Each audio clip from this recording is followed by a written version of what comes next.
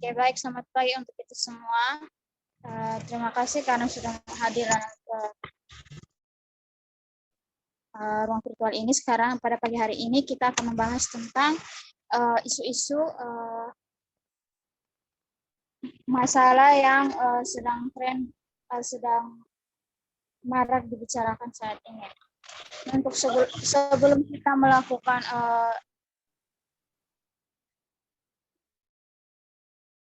dengan doa, dan izinkanlah saya membawakan doa ini menurut ajaran kepercayaan saya Kristen Protestan. Berdoa dimulai.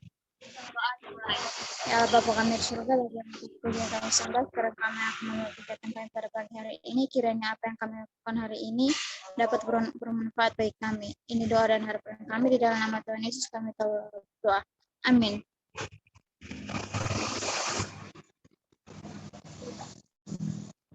Oke, baik, pada pagi hari ini yang menjadi ketua itu saya sendiri, Sina Johannes Soai, dan yang akan menjadi notulen itu yaitu teman Elke Melanitia Laos.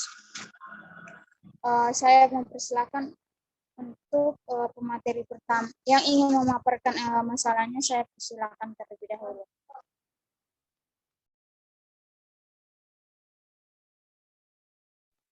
Oke, mohon maaf atas kekeliruan saya tadi. Waktu selanjutnya saya berikan kepada moderator. Saya persilakan kepada moderator. Oke, baik. Terima kasih atas kesempatan yang diberikan kepada saya. Di sini saya, untuk tidak memperpanjang waktu lagi, saya mempersediakan kepada teman pemateri pertama yang ingin menyampaikan materinya. Waktu dan kesempatan saya berikan.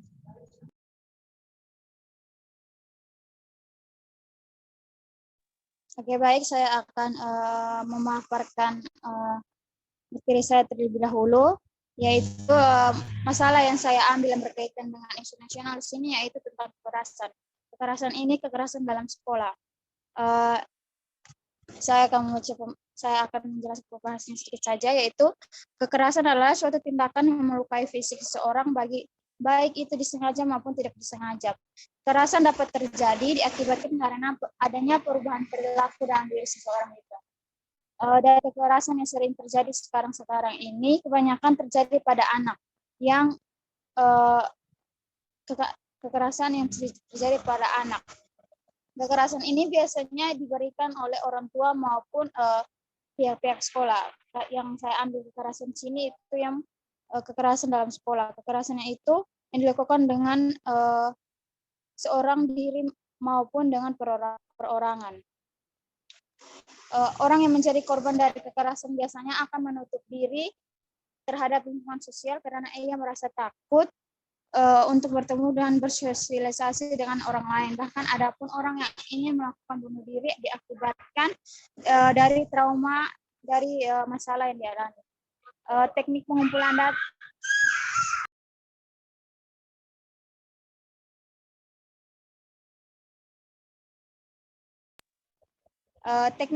data data dan hasil yang saya gunakan di sini yaitu adalah teknik pengumpulan data dengan melakukan pengamatan terhadap lingkungan rumah dan juga di lingkungan terdekat korban maupun pelaku kekerasan. Pengumpulan data juga dapat dilakukan dengan proses wawancara yang dimana terhadap orang sekitar maupun orang-orang terdekat yang dapat memberikan informasi dengan baik dan benar. Selanjutnya pengumpulan data di sini saya juga melakukan pada wawancara dilakukan dengan guru BK dan orang tua yang berkaitan dengan kekerasan yang terjadi di lingkungan sekolah. Selanjutnya pencegahan dan pengeksplorasi masalah yang dapat dilakukan. Di sini pengidentifikasi kekerasan sekolah perlu dilakukan secara mendalam agar dapat diketahui dari permasalahan sehingga menemukan pencegahan yang tepat dari masalah tersebut. Dalam lingkungan BK, layanan yang dapat diberikan ialah layanan responsif, yaitu di mana perlu dilakukan pendekatan yang berkaitan dengan emosional seseorang, yang dengan layanan ini dapat ditemukan tingkat sikap emosional seseorang Dengan dilakukan layanan ini, maka harapan yang dapat diperoleh ialah konseli mampu menyadari dan mampu untuk mengontrol emosinya dari dalam dirinya sehingga tidak berakibat pada tindakan kekerasan terhadap orang lain. Sekian dari materi saya kembalikan kepada moderator. Oke, baik. Terima kasih kepada pemateri pertama. Waktu selanjutnya saya berikan kepada teman-teman yang ingin memberikan masukan, pertanyaan, dan juga ini saran atau juga yang memiliki masalah sama dengan teman Sonia, saya persilahkan.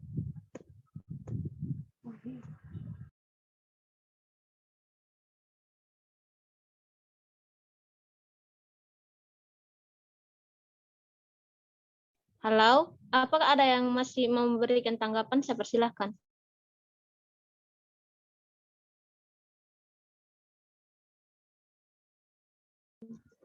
Oke, baik. Jika tidak ada yang ingin memberikan tanggapan dan juga masukan kepada teman Sonia, waktu selanjutnya saya berikan kepada pemateri kedua untuk menyampaikan materinya.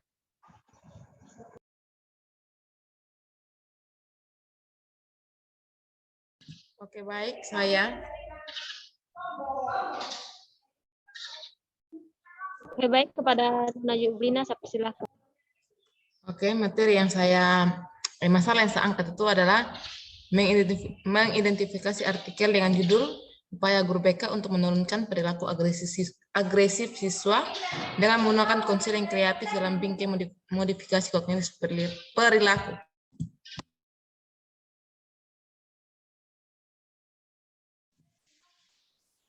Latar belakang dari masalah yang saya ambil itu di mana kita tahu bahwa masa remaja adalah masa yang rentan dengan perubahan biologis, kognitif, dan sosial emosional. Jadi kita tahu bahwa pada remaja merupakan luapan emosi negatif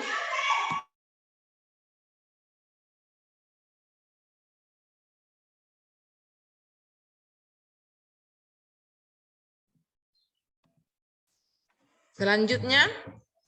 Kita tahu bahwa perilaku agresif adalah perilaku yang mengucapkan kata-kata kasar, mengancam, membuli, dan sebagainya.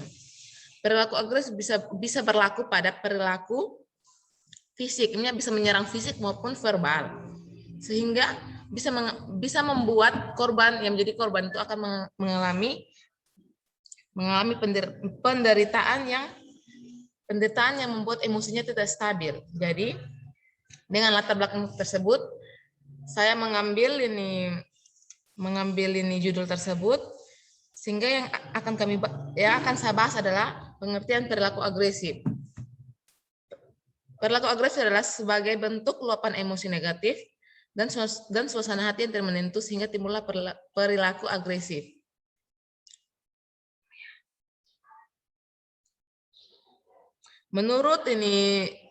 Menurut Saputra dalam Ilahi 2018, ada pun beberapa jenis emosi, yang antara lain emosi kasih sayang, gembira, rasa marah, takut, cemas, cinta, cemburu, kecewa, sedih, dan lain sebagainya. Rasa marah yang tidak dikelola dengan baik akan membentuk suatu perilaku agresif yang membuat orang-orang di sekitar dia akan merasa terancam, merasa tersakiti, merasa mendapat kekerasan. Kemudian menurut Kartono dalam Nauli 2014 bahwa perilaku agresif merupakan faktor dari perilaku agresif itu ada dua, faktor internal dan eksternal. Untuk perilaku ini internal sendiri, di mana meliputi frustasi, gangguan, dan tanggapan remaja dari apa yang di sekitarnya. Nah, kemudian untuk faktor eksternal meliputi faktor keluarga, sekolah, dan lingkungan. Adapun dampak jangka pendek dan jangka panjang dari perilaku agresif yang tidak diatasi. Dampak yang bisa menyebabkan sakit fisik dan psikis kepada orang lain dari tindakan agresif, serta pelaku dapat dijauhi dan tidak disenangi oleh orang-orang di sekitarnya dia. Kemudian menurut Salmiati 2015, perilaku agresif akan memberikan kerugian dan dampak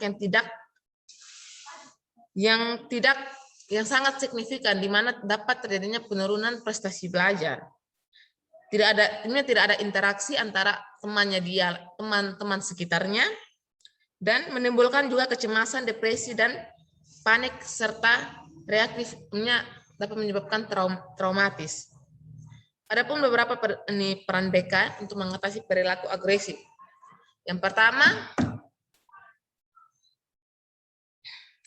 menurut Signiga 2010, di mana guru BK bisa melakukan pendekatan kognitif perilaku dengan membuat ini suatu program, yaitu pengelolaan amarah stay cool, di mana setiap minggunya kita buat dalam 1 bulan. Setiap minggu pertama, minggu kedua, minggu ketiga, minggu keempat. Pada minggu pertama kita membuat kayak dia tuh mencari kira-kira dia harus kenali amarahnya untuk minggu pertama.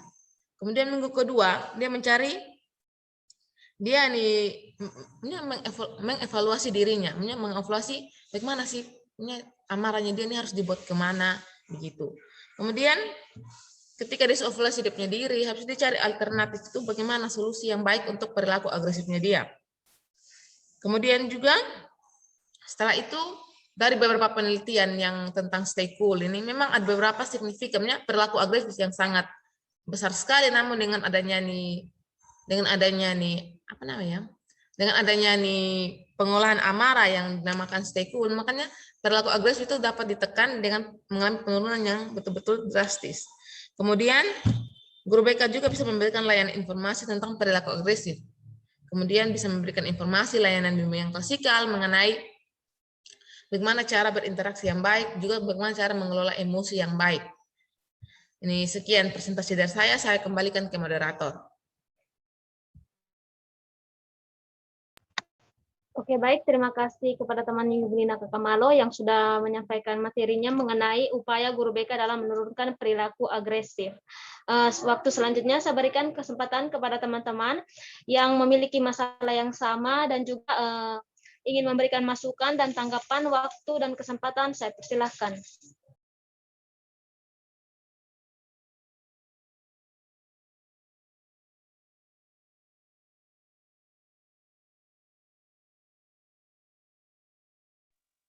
Saya teman.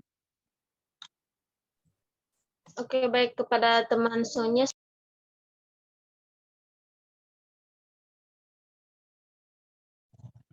Oke, baik. Terima kasih untuk waktu dan kesempatan yang telah diberikan saya. Di sini saya ingin sedikit bertanya kepada teman Yubi terkait dengan permasalahan yang teman Yubi ambil.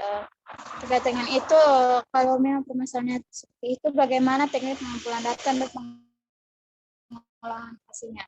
Dan juga apakah bagaimana pencegahan ketika kita menjadi seorang guru BK, kita melihat masalah ini, apa solusi dan pencegahan yang dapat kita berikan? Terima kasih.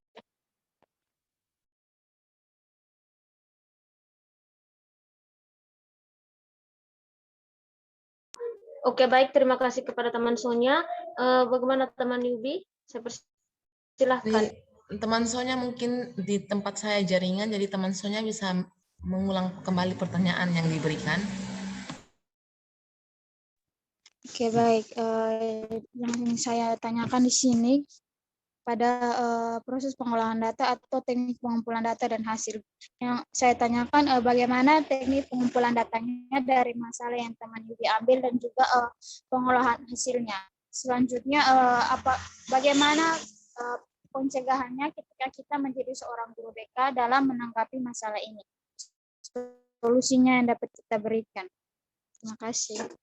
Oke, baik. Saya terima pertanyaan Anda, teman Sonia. Mengenai pengolahan data, ini kan saya angkat dari jurnal, bukan saya yang melakukan penelitian. Jadi yang jurnal yang saya ambil itu bagaimana dia tuh melakukan penelitian dari per kelompok. Dari sebelum dia memberikan ini, tadi kan saya punya judul kan, upaya guru BK untuk menurunkan perilaku agresif siswa dengan menggunakan konseling kreatif dengan bingkai modifikasi kognitif perilaku. Dari sini nih peneliti melakukan penelitian dengan menggunakan teknik dia itu kognitif perilaku dengan dia punya metode itu di mana dari per kelompok dia melihat sebelum dia melakukan kognitif perilaku bagaimana tingkat perilaku agresifnya dia, tapi setelah dia melakukan kognitif perilaku pada remaja yang remaja yang memiliki perilaku agresif, maka tingkat agresifnya dia itu bagaimana? Apakah mengalami penurunan atau tidak? Seperti itu. Dan mengenai upaya guru BK, tadi saya sudah jelaskan pada bagian C mengenai upaya guru BK itu di mana guru BK itu bisa melakukan ini pengelolaan emosi. Kemudian yang kedua itu bisa melakukan layanan informasi, bimbingan klasikal juga mengenai bagaimana cara mengelola emosi secara ini garis besarnya secara yang kita bisa buat sendiri gitu. Seperti itu. Saya kembalikan ke moderator. Oke, baik. Terima kasih teman Yugi atas jawabannya. Bagaimana teman Sonia? Apakah ada tanggapan balik? Tidak ada, moderator. Oke, baik. Terima kasih. Waktu selanjutnya saya akan memberikan kepada pemateri selanjutnya untuk memaparkan materinya. Jadi di sini saya yang akan memaparkan materi saya. Jadi di sini kasus yang saya ambil dari mengidentifikasi dari jurnal yaitu mengenai kesulitan belajar. Kesulitan belajar di sini berdasarkan latar belakangnya. Kesulitan belajar ini biasanya meliputi kurang mampu dalam memahami maupun menguasai materi yang diajarkan oleh guru. Kondisi ini juga berhubungan antara guru dengan siswa kurang baik serta guru yang bersikap acuh tak acuh terhadap siswanya. Ini juga dapat dilihat dari sifat dan sikap guru yang tidak disenangi oleh para siswa seperti guru yang suka kasar, suka marah, tak suka membantu anak, dan suka membentak siswa dan lain-lainnya. Masalah kesulitan belajar yang sering dialami oleh para peserta didik di sekolah merupakan masalah penting yang perlu mendapat perhatian yang serius di kalangan para pendidik. Dari latar belakang ini, saya dapat mengidentifikasikan bahwa kesulitan belajar adalah merupakan hambatan atau gangguan belajar pada anak dan remaja yang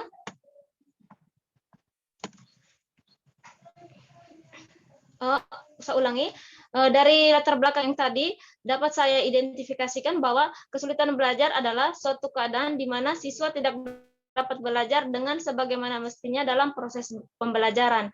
Jadi di sini di dalam jurnal tersebut dia memaparkan kesulitan belajar kepada ini siswa di SMA, di mana siswa tersebut kesulitan belajar karena disebabkan kurangnya sarana dan prasarana yang mendukung proses pembelajaran peserta didik serta guru yang kurang bersahabat dengan siswa, yang seperti guru yang suka membentak dan kasar terhadap muridnya. Dari permasalahan ini ada beberapa upaya dari guru BK yang dapat dilihat, yaitu dengan melakukan layanan informasi, di mana di dalam layanan ini guru BK memberikan informasi mengenai cara-cara agar siswa tersebut bisa keluar dari kesulitan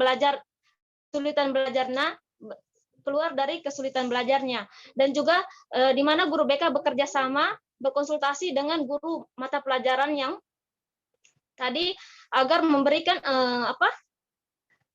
masukan kepada guru mata pelajaran tersebut agar dalam memberikan atau menyampaikan materinya jangan terlalu kasar atau terlalu membentak siswa, karena ada siswa yang pasti tidak akan mengerti materi atau memahami apa yang akan disampaikan guru tersebut. Sekian dari saya kembalikan. Oke, baik. Terima kasih. Untuk waktu selanjutnya saya berikan kesempatan kepada teman-teman yang ingin memberikan tanggapan, masukan, dan juga pertanyaan. Dan jika ada teman yang memiliki masalah yang sama, saya persilahkan.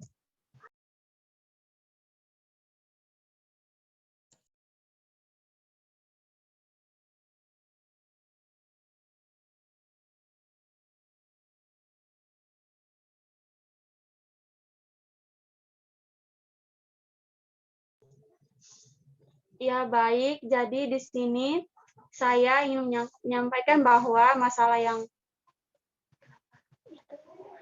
yang saya ambil di sini juga sama dengan masalah yang diambil oleh teman Maria Pradawutun. Jadi ini faktor penyebab kesulitan belajar, yaitu contohnya pada anak berkebutuhan khusus, di mana anak berkebutuhan khusus ini seringkali mereka mengalami kendala dalam memahami materi. Hal ini disebabkan oleh faktor genetika. Lalu solusi yang dapat diberikan oleh guru BK, yaitu guru BK dapat memberikan layanan yang sesuai dengan apa yang sedang dialami oleh anak berkebutuhan khusus tersebut. Sekian dari saya. Saya kembalikan kepada moderator. Oke, baik. Terima kasih, teman Nita. Mungkin ada dari teman lain yang yang ingin memberikan tanggapan, pertanyaan, dan juga masukan. Saya persilahkan. Saya. Oke, baik. Kepada teman Yuni, saya persilahkan. Tadi baik, terima kasih atas kesempatan yang diberikan kepada saya. Tadi saya mendengar penjelasan dari teman Nita, yaitu terakhir guru BK memberikan layanan yang sesuai kepada anak yang berkebutuhan khusus. Yang belum saya mengerti itu misalnya layanan yang bagaimana yang diberikan kepada anak yang berkebutuhan khusus tersebut. Tadi kan teman Nita hanya menjelaskan bahwa layanan yang sesuai. Layanan seperti apa? Terima kasih, saya kembalikan. Oke, baik. Terima kasih kepada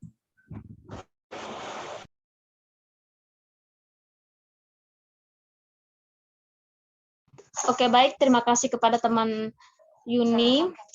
Selanjutnya saya beri kesempatan kepada teman Yohanita untuk menjawab pertanyaan dari teman Yuni Hale. Baik, terima kasih kepada teman Yuni Hale yang telah memberikan pertanyaan mengenai layanan yang diberikan kepada anak berkebutuhan khusus. Bimbingan bagi anak yang berkebutuhan khusus di sini diberikan agar anak berkebutuhan khusus tersebut lebih mengenal dirinya sendiri dan menerima keadaan dirinya, serta mengenal kelemahan dan kekuatan dan dapat mengarahkan dirinya sesuai dengan kemampuan yang ia miliki. Nah, langkah awal dalam melaksanakan bimbingan bagi anak berkebutuhan khusus ini adalah melakukan identifikasi anak. Kemudian layanan yang dapat diberikan kepada anak berkebutuhan khusus di sini yaitu berupa layanan orientasi. Layanan orientasi di sini contohnya itu seperti layanan informasi, layanan penempatan dan penyaluran, terus yang berikutnya layanan bimbingan dan belajar. Sekian dari saya kembalikan kepada teman moderator. Oke, baik. Terima kasih kepada teman Yohanita yang telah menjawab pertanyaan dari teman Yuni Hale. Bagaimana teman Yuni Hale? Apakah ada tanggapan atau tanggapan balik? Saya persilakan. Baik, terima kasih atas jawaban dari teman Nita. Ya, saya sudah paham.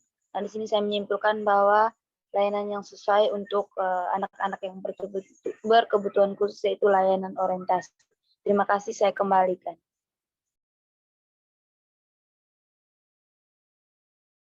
Oke, baik. Terima kasih kepada teman Yuni Hale. Bagaimana? Apakah ada teman-teman lain yang ingin memberikan tanggapan dan juga pertanyaan? Saya persilakan.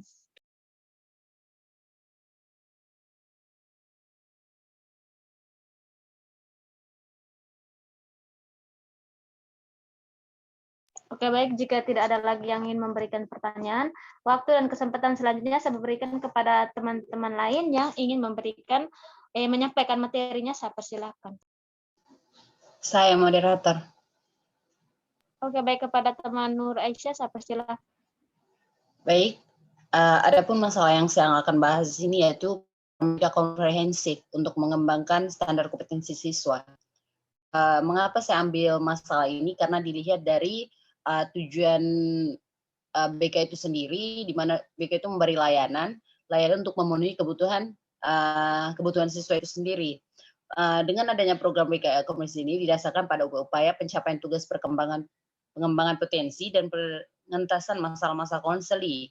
Dan oleh karena itu, BK kan merupakan suatu upaya dalam membantu secara didik atau konseli untuk memenuhi asisten kebutuhan mereka. Dan maka sudah seharusnya guru BK turun tangan dalam hal ini, jika tidak maka akan berdampak buruk bagi proses layanan BK atau kinerja BK itu sendiri, karena tidak mampu mengatasi atau memenuhi kebutuhan siswa atau konseli itu sendiri.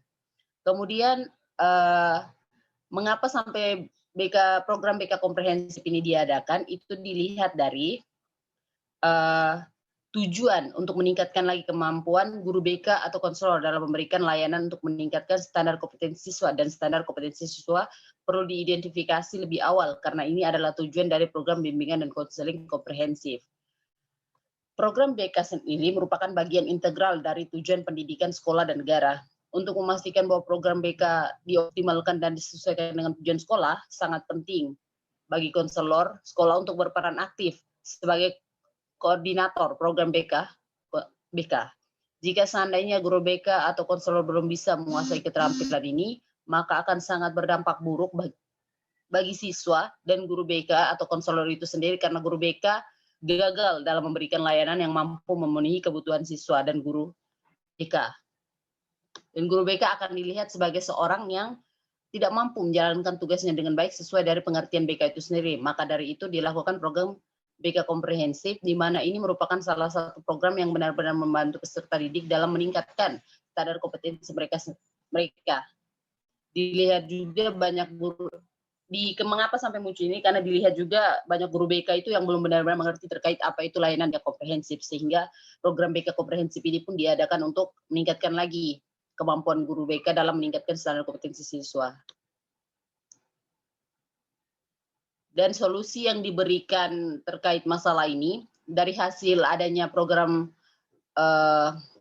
BK komprehensif ini, solusi yang didapatkan itu mereka merekomendasikan bahwa konselor sekolah harus mengalokasikan waktu layanan itu minimal 80% atau lebih pada komponen layanan direktif seperti layanan dasar, layanan responsif, dan layanan perencanaan individu pada siswa.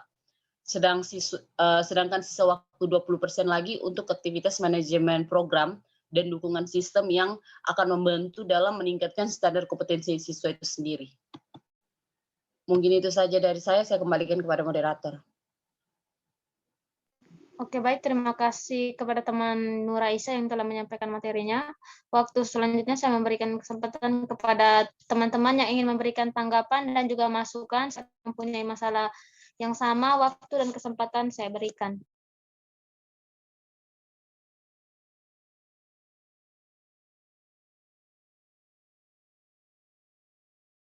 Saya ingin bertanya. Oke, baik. Kepada teman Yublina Kakamalu, saya persilahkan. Oke, baik. Terima kasih atas waktu diberikan kepada saya. Tadi kan dari teman Nur tadi menjelaskan tentang BK komprehensif. Itu kan diambil dari jurnal. Nah, yang ingin saya tanyakan, dari jurnal yang teman ambil itu, apakah ada peningkatannya? Apakah ini BK komprehensif yang direncanakan itu apakah sudah mengalami peningkatan atau belum? Saya kembalikan ke moderator. Oke, baik. Terima kasih kepada teman Yublina yang telah menyampaikan pertanyaannya. Kesempatan selanjutnya saya berikan kepada teman Nur Aisyah untuk menjawab pertanyaan dari teman Yublina.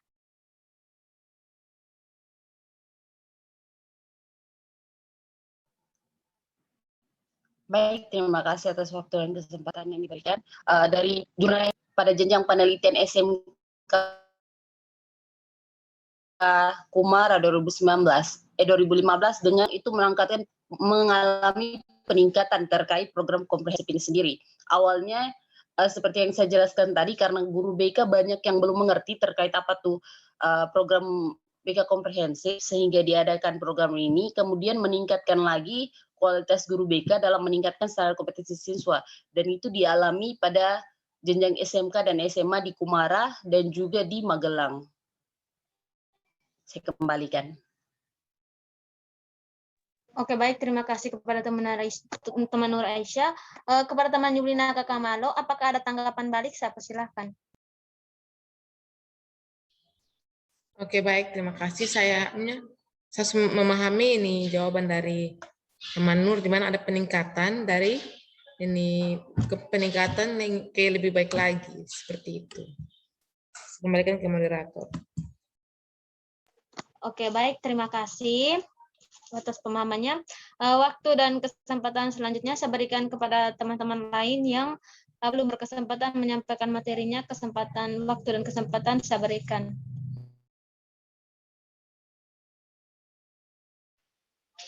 Saya. Coba kepada teman Crispin Madu, waktu dan kesempatan saya berikan. Baik, terima kasih atas waktu dan kesempatan yang diberikan. Dan di sini saya akan membahas terkait pengaruh status sosial ekonomi orang tua terhadap prestasi belajar siswa. Apakah suara saya bisa didengar? Halo? Bisa. Oke. Jadi pendidikan merupakan salah satu kebutuhan hidup yang prosesnya berlangsung seumur hidup. Dan dalam pelaksanaannya dapat terwujud melalui 3 jalur pendidikan. Seperti pendidikan informal, pendidikan formal, dan pendidikan non-formal. Pendidikan informal adalah pendidikan yang terjadi di lingkungan keluarga, di mana orang tua sangat berperan penting dalam membentuk watak, kepribadian, serta perkembangan emosional anak. Pendidikan non-formal adalah pendidikan yang terjadi di lingkungan masyarakat, dan pendidikan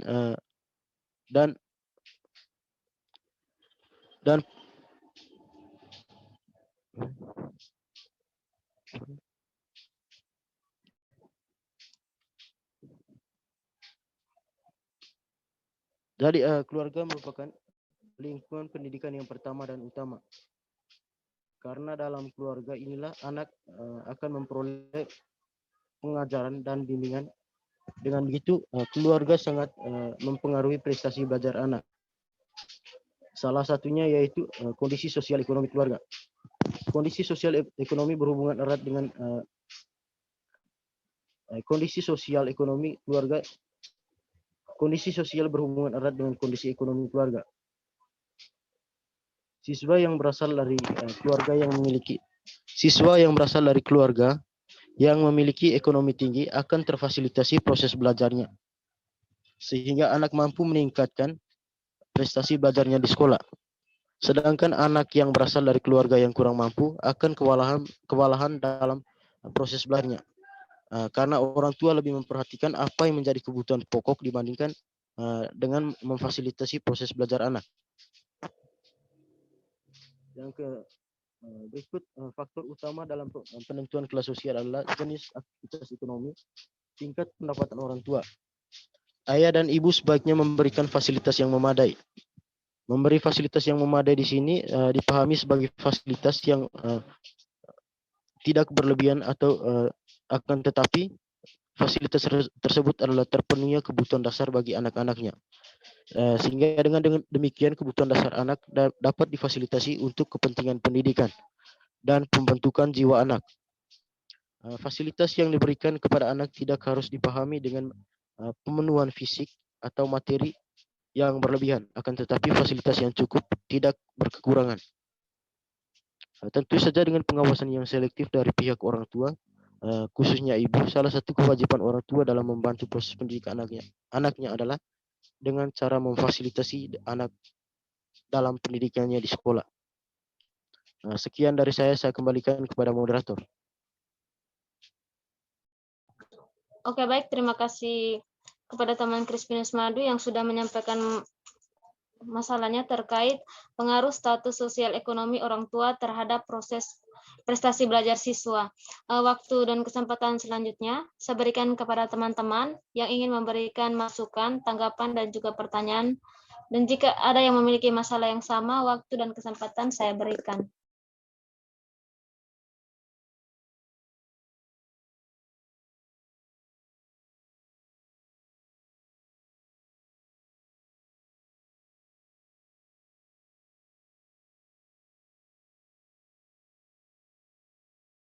Oke, baik. Jika tidak ada yang ingin bertanya atau memberikan masukan, waktu dan kesempatan selanjutnya.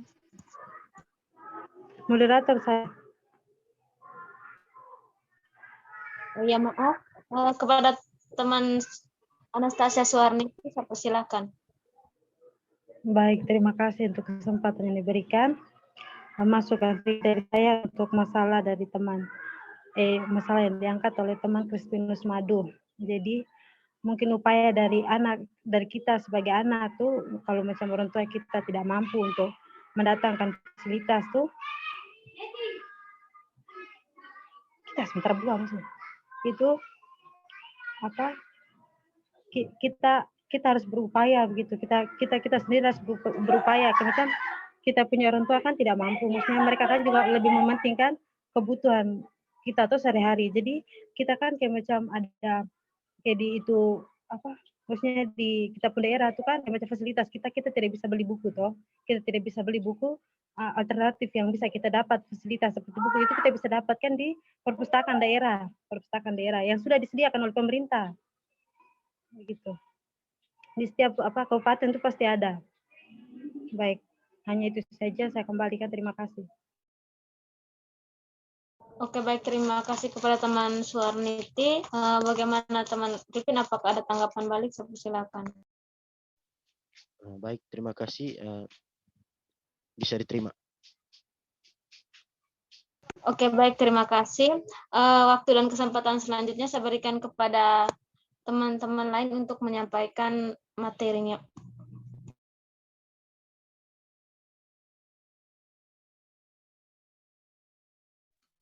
Saya. Oke, baik, kepada teman Ilke saya persilahkan.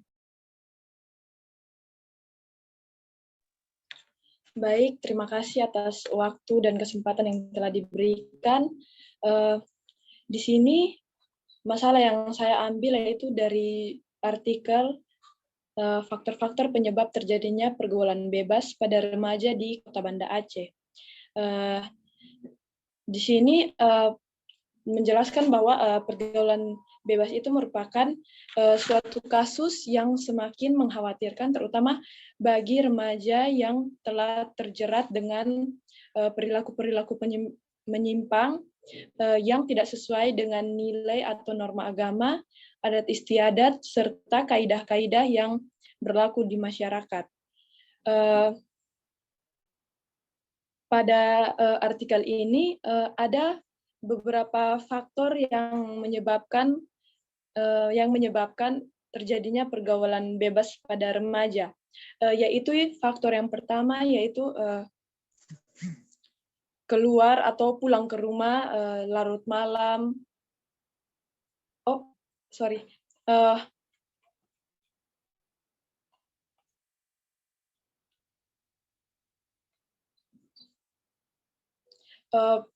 Faktor-faktor yang menyebabkan terjadinya pergaulan bebas pada remaja di Banda Aceh ini yaitu meliputi faktor internal, faktor keluarga, faktor lingkungan, dan faktor teknologi informasi. Pada faktor internal,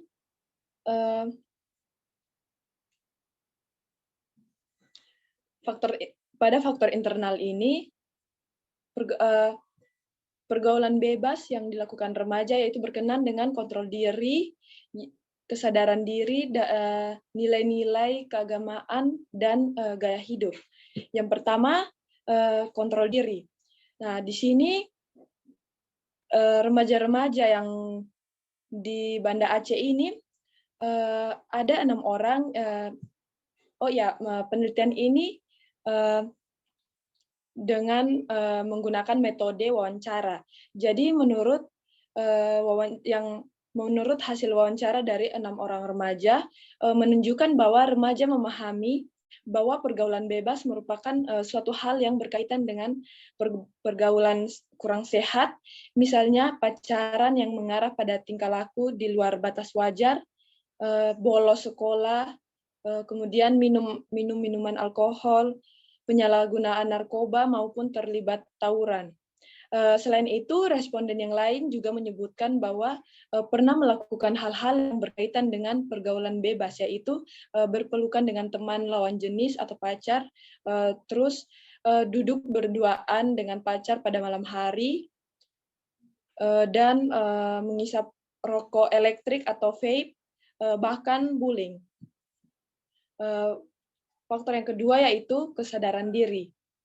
Pada hasil wawancara, menunjukkan bahwa 4 remaja menunjukkan bahwa responden yang kurang mengerti bahwa pergaulan yang bebas bukanlah suatu hal yang merugikan diri sendiri.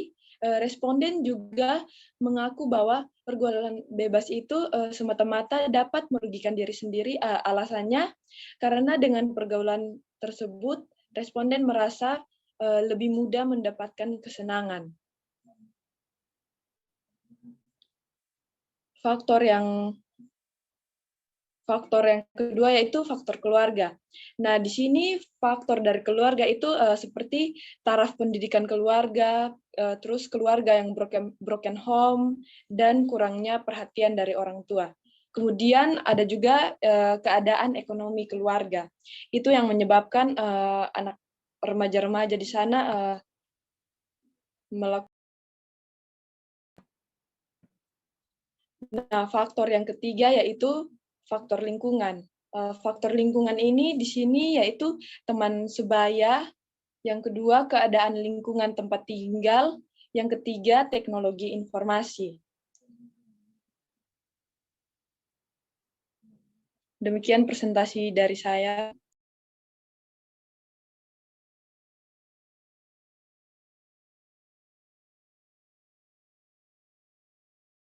Oke, baik. Terima kasih kepada teman LK. Waktu dan kesempatan selanjutnya saya berikan kepada teman-teman yang ingin memberikan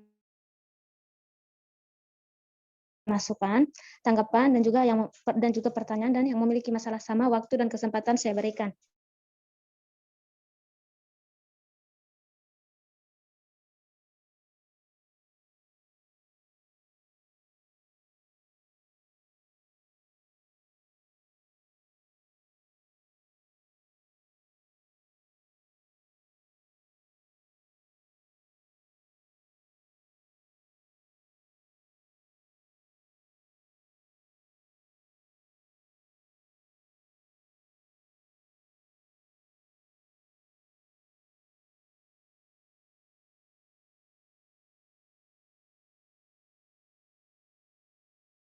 Halo teman-teman.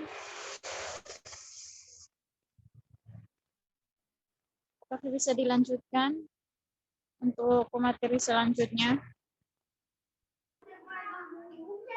Baik, saya teman. Maaf teman-teman, saya ada keluar karena pengaruh jaringan.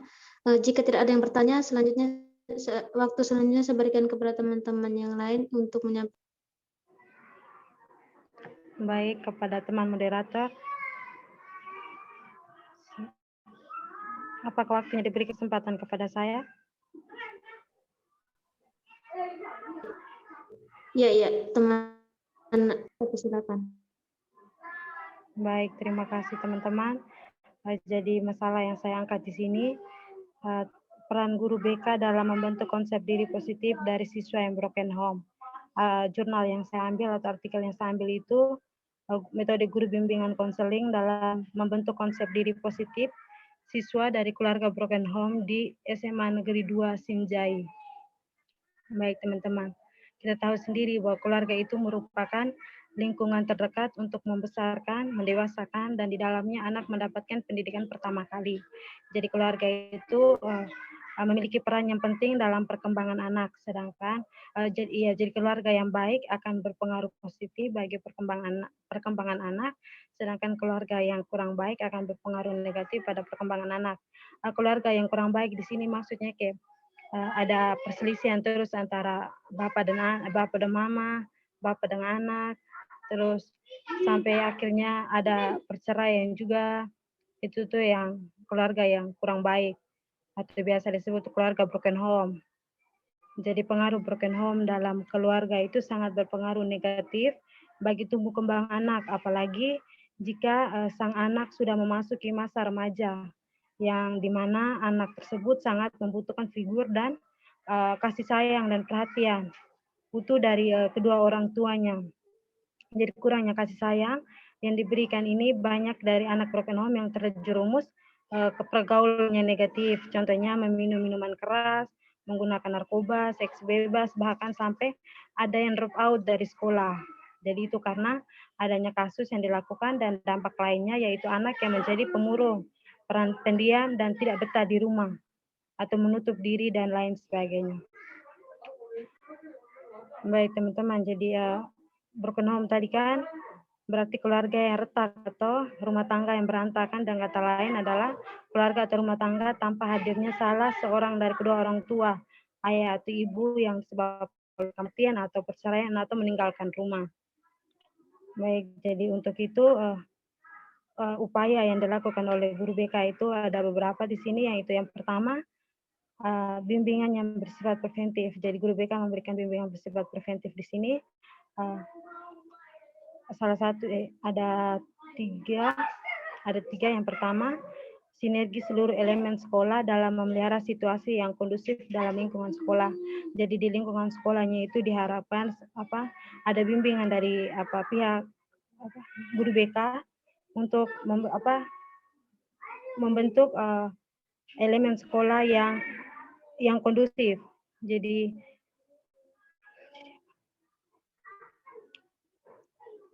baik itu. Yang kedua, mewujudkan kondisi positif di ruang kelas saat proses belajar mengajar. Jadi tadi sinergi seluruh elemen sekolah dalam memelihara situasi yang kondusif dan lingkungan sekolah yang ini di dalam ruangan kelas saat proses belajar mengajar.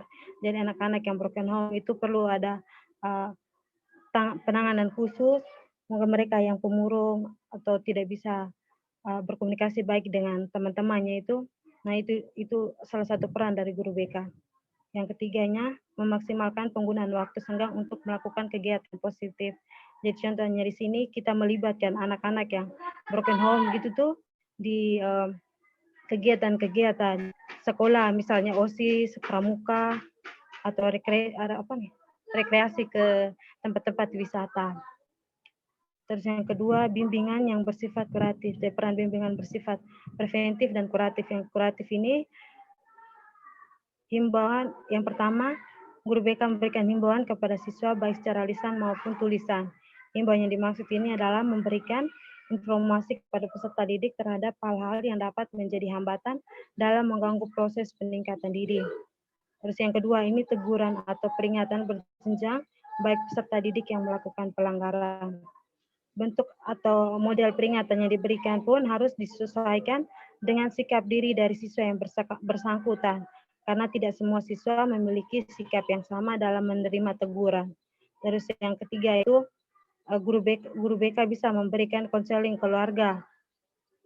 Maksudnya kita bisa bertemu kunjungan rumah dengan orang tuanya yang masih ada, supaya kita bisa sama-sama untuk menyelesaikan masalah dari anak yang broken home. Mungkin hanya itu saja teman-teman dari masalah saya. Selanjutnya saya beri kesempatan kepada moderator. Oke, baik. Terima kasih kepada teman Suarniti yang sudah memaparkan masalahnya terkait dengan anak yang broken home.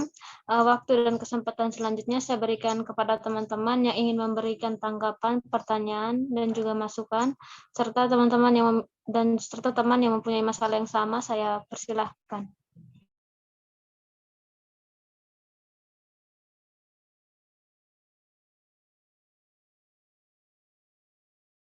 Saya. Oke, baik, kepada teman Yunia Ale, saya persilakan. Baik, terima kasih atas kesempatan yang diberikan. Di sini ingin bertanya, berikan saran, tetapi di sini kurang lebih saya memiliki masalah yang sama dengan teman Suarniti Fernandes. Tetapi di sini saya lebih menjelaskan kepada dampak dari broken home. Baik, saya mengangkat sebuah dari jurnal yang terjadi di siswa SMA Negeri 5 Pontianak. Di sini diperoleh data bahwa perilaku siswa yang mudah marah ini memiliki dampak karena dampak dari broken home. Hal ini diperkuat oleh hasil observasi yang dilakukan oleh peneliti dari jurnal tersebut. Di sini faktor penyebab dari masalah yaitu yang pertama, faktor internal. faktor yang berasal dari dalam diri individu atau dari dalam diri konseli yang bermasalah. Konseli ini memiliki sikap yang tidak senang apabila diganggu oleh teman-temannya. Terlebih lagi jika konseli ini diejek. Konseli ini bisa langsung merespon kemarahannya. Ia memiliki sikap yang mudah marah dan langsung meledak-ledakkan emosinya pula. Eksternal. Faktor ini yang berasal dari luar diri individu. Di sini faktor yang disebabkan dari luar yaitu kedua orang tuanya. Di sini hubungan antara kedua orang tuanya itu tidak harmonis. Ayahnya sering marah-marah kepada ibunya dan sering dilihat oleh konseli. Di sini saya juga menambahkan sedikit cara mengatasi masalah yang dialami oleh konseli tersebut dari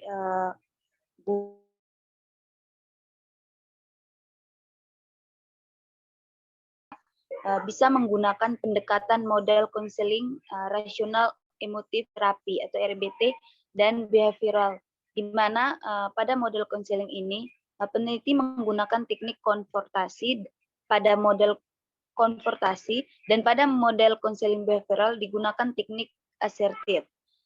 Pertama di sini teknik konfrontasi yaitu konselor bisa melawan pikiran konseli yang tidak rasional dan mengarahkannya kepada cara berpikir yang rasional.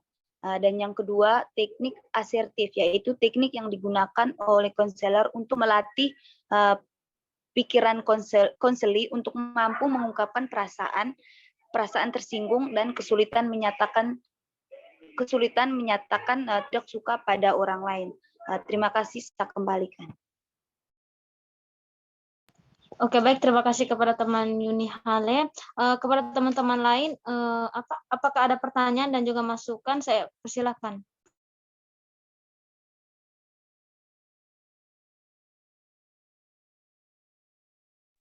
Tidak ada.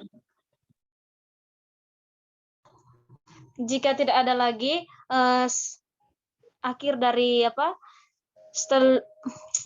dengan berakhirnya presentasi dari teman Yuni Hale, berakhir sudah kita punya diskusi pada pagi hari ini. Waktu dan kesempatan selanjutnya saya berikan kepada Ketua.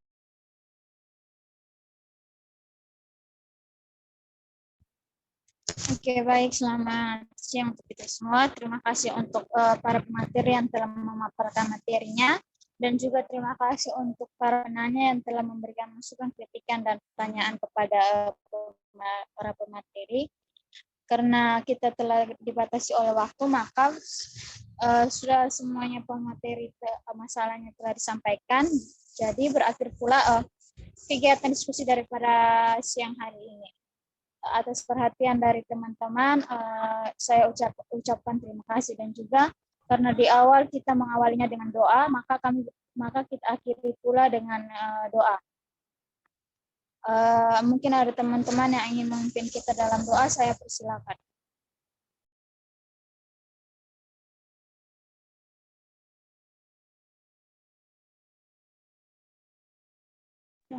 Oke, baik. Kalau tidak ada, saya akan memimpin kita dalam doa. Izinkanlah saya membawakan doa ini menurut ajaran dan kepercayaan saya, Kristen Protestan. Berdoa dimulai. Ya Allah Bapa kami di surga, terima kasih untuk penyertaan-Mu dari awal proses kami hingga boleh berakhir yang baik. Sekarang kami akan mengakhirinya, Tuhan, biarlah akan kami dapat hari bulan bermanfaat bagi kami. Ini doa dari harapan kami, dan nama Bapa kami berdoa. Amin.